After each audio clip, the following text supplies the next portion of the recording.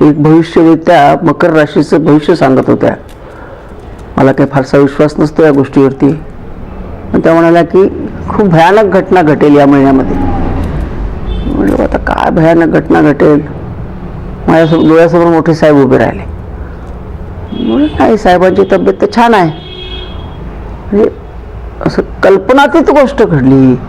म्हणजे अजित सारखा नेता अशा पद्धतीने जाईल असं मला कधीच वाटलं नव्हतं. किती लॉंग आयुष्य आहे असं वाटायचं याला. आणि लहान किती, माझ्यापेक्षा तर 15-16 वर्षांनी लहान होता. मी आता 77 आहे, तर तो 60-62 असेल मला वाटतं. लहानाचं मोठं होताना आम्ही पाहिल्यामुळं माझ्या फार अपेक्षा होत्या त्यांच्याकडून. कारण ते काय करू शकतात हे मी फार जवळून पाहिलेलं होतं. एवढा निर्भीडपणाचा, निर्भीड विचाराचा, भाडबीड न ठेवता काम करणारा माणूस मी माझ्या राजकीय जीवनामध्ये अंतुलेच्या नंतर अजितच बघितला. दुर्दैवाने तो आपल्यातून गेलेला आहे म्हणायला सुद्धा भीती वाटायला लागली. पण जे वास्तव आहे ते वास्तव आहे. मी वास्तवात जगणारी बाई आहे. फार मोठं राजकीय संकट आहे असं मला वाटतं. कारण मी कायम म्हणत असते, राजकारणात माणसं उगीच मोठी होत नाहीत. राजकारणात माणसं घडवावी लागतात. आपण माणसं घडवत नाही, तुडवतो. आपल्याकडे माणसं घडवण्याची ऐवजी तोडवण्याची जास्त पद्धत आहे. त्यामुळे चांगले नेते तुम्हाला कुठे दिसतात? दिसतच नाहीत, अभावाने दिसतात. आणि त्या अभावाने सुद्धा वनवासात असतात. ते तुमच्याकडे नेत्याची संकल्पना अशी आहे की तो असं काहीतरी बोलणारा, असं काहीतरी स्टेटमेंट देणारा, काम केलं नाही तरी चालेल, स्टेटमेंट देणारा पाहिजे. आणि कामाची परंपरा असणारं नेतृत्व इथं उभं राहू दिलं गेलं नाही. मला शरद पवार म्हणाले की तू माझी आहेस, याची किती सजा मिळालेली आहे मला माहीत आहे. म्हणजे नाही साहेब, काय सजा बिजा नाही मिळाली, तू काय सांगते म्हणे. तुला किती त्रास झाला हे मला माहीत आहे, तरी त्यातून तू टिकून निघालीस. आता संपलं म्हणे, आता तुला कोणी त्रास देऊ शकत नाही. म्हणजे साहेबांचं एवढं बारीक लक्ष असायचं आमच्याकडे. अजित तर माझ्याशी ताईशिवाय कधी काही बोलला नाही, काहीच नाही. आणि मी तर अरेकार्याने बोलणारी मला वाटते पवार साहेबांच्या नंतर मी एकटीच होते.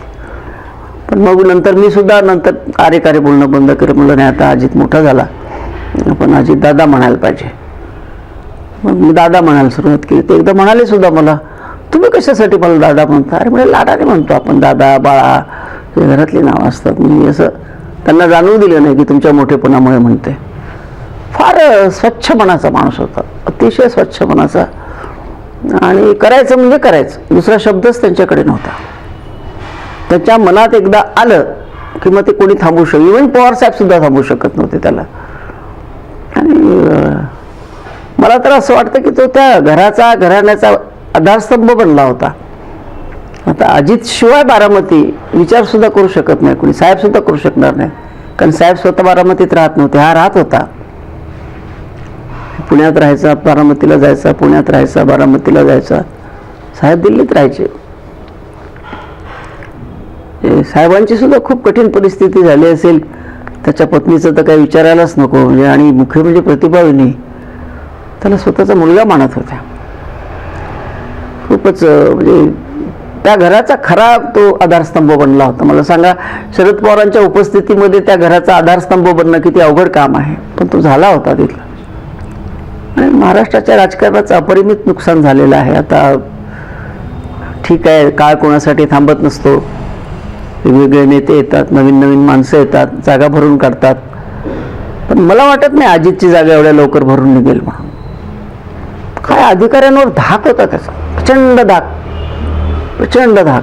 अजित पवार मिटिंगला आहेत म्हटलं तर कपडे सावरीत येत होते अधिकारी, माझ्या डोळ्याने पाहिलेला आहे. त्यानंतर माझा धाक होता, पण मला राज्यस्तरावर काम करता आलं नाही, तेव्हा माझा धाक मला दाखवता आला नाही. पण आजही अधिकारी घाबरतात. म्हणजे माझ्यासमोर साधारणतः खोटं बोलण्याची ताकद नाही कोणाची. पण अजितने स्वतःची सत्ता लोकांसाठी वापरली, स्वतःसाठी नाही. काय आता बोलण्यासारखं खरं तर काहीच राहिलेलं नाही.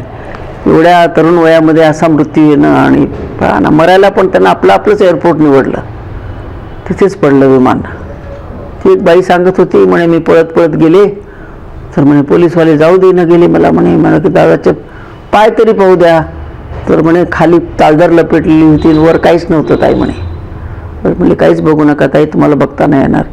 मग तिचं चादरीला हात लावून आले म्हणे मी. ती रडत रडत सांगत होती ती बाई. खरं तर तिला अजित पवार काय आणि शरद पवार काय तिचा काही संबंध नाही, नॉर्मल बाई, एकदम साधी बाई, पण किती प्रेम, किती प्रेम. तर हे थोडा राजकारणातला हा जो सध्या संकट काळ दिसतो मला तरी, मला माहिती नाही याच्यातून पुढे काय निघेल. पण आता महाराष्ट्राच्या मंत्रिमंडळाची सगळी रया गेली असं म्हणायला काही हरकत नाही. कारण अजित पवार नावाचा धाक जो आहे तो नष्ट झालेला आहे. बाकी काय माझी काही एकनाथरावांची काही जास्त परिचय नाही, पण तो त्या मानाने फार मवाळ वाटतात मला ते. अजित पवार म्हणजे अधिकाऱ्यांवरती धाक, भीती आणि दिलेला शब्द अधिकारी पाळायचे अजितला.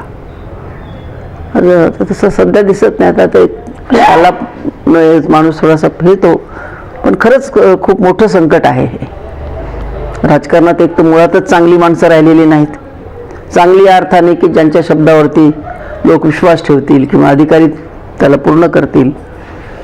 आता नियर फ्युचरमध्ये तर मला कोणी दिसत नाही. बघूया काय होईल ते. खूप दुःखद घटना आहे. खूप नॉट ओन्ली पवार फॅमिली, अख्ख्या महाराष्ट्रामध्ये त्याच्यावर प्रेम करणारी असंख्य माणसं आहेत. ठीक आहे.